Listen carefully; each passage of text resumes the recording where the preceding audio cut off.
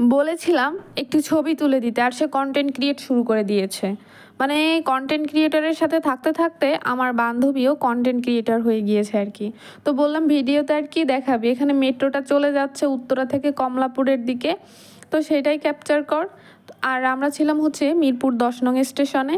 তো সেখানে দেখা যাচ্ছে যে মেট্রো একটা যেতে যেতে আরেকটি মেট্রো মিরপুর 10 স্টেশনে প্রবেশ করলো কমলাপুর থেকে উত্তরার দিকে যেটা যাচ্ছিল। তো সেটাও বললাম যে একটু দেখা।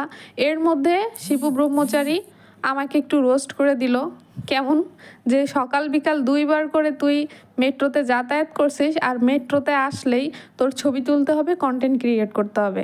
তো চুপ হয়ে গেলাম, আর কি বলবো। তো কথা বলতে বলতে দেখুন আমরা ঢাকা বিশ্ববিদ্যালয়ে তো চলেই আসছি। তো ঢাকা বিশ্ববিদ্যালয়ে মেইনলি আমাদের একটা কাজ প্রশাসনিক ভবনে আমাদের সার্টিফিকেট তুলতে হবে, তো তার আবেদন জমা দিতে আসছি। আর এখানে ঢুকতেই যত স্মৃতিময় মুহূর্ত, দুই বান্ধবী মিলে সেই স্মৃতিচারণ করতে করতে এগোচ্ছি। তো স্মৃতিচারণ করে কী বা লাভ হবে, আসলে সময় চলে যায়, সব কিছুই চলে যায়, থেকে যায় শুধুমাত্র স্মৃতি, মেমোরি, এটাই। তো একটা সময় হয়তো দুই বান্ধবীও একসময় আলাদা হয়ে যাব, জানি না কি হবে, কোন পথে হাঁটছি, কোন গন্তব্যে যাচ্ছি, কিন্তু যে সময়টা আমরা আসলে পার করছি এটা ছিল লাইফের বেস্ট সময়।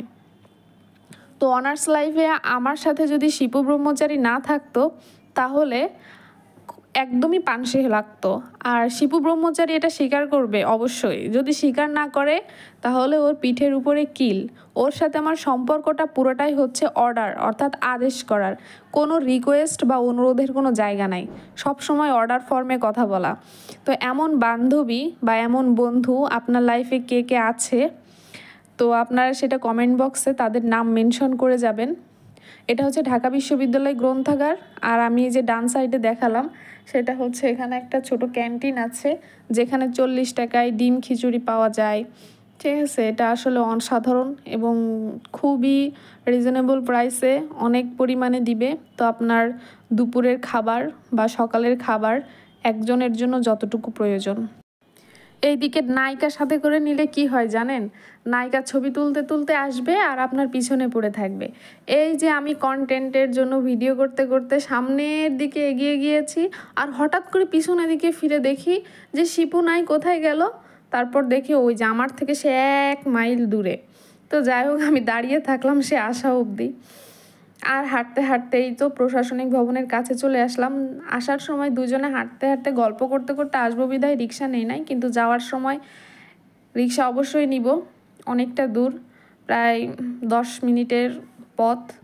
তো প্রশাসনিক ভবনে আমরা চলে আসছি গল্প করতে করতে। আর আপনারাও হয়তো অনেকে লং ভিডিওটি বিরক্তির সাথে অনেকক্ষণ দেখলেন। যারা যারা এতক্ষণ পর্যন্ত আসছেন ভিডিওটির সাথে, সবাইকে অনেক ধন্যবাদ। আর সবাই আমাদের জন্য দোয়া করবেন, যারা আমাদের শুভাকাঙ্ক্ষী আছেন, যেন পরবর্তী পদযাত্রাগুলো আল্লাহ আমাদেরকে সহজ করে দিন। আর আপনারাও যারা যারা আমাদের এই ভিডিওটি দেখছেন তাদের জন্য অনেক শুভকামনা। আপনাদেরকে আল্লাহ সুস্থ রাখুক, ভালো রাখুক, এই কামনা করি। আল্লাহ হাফেজ।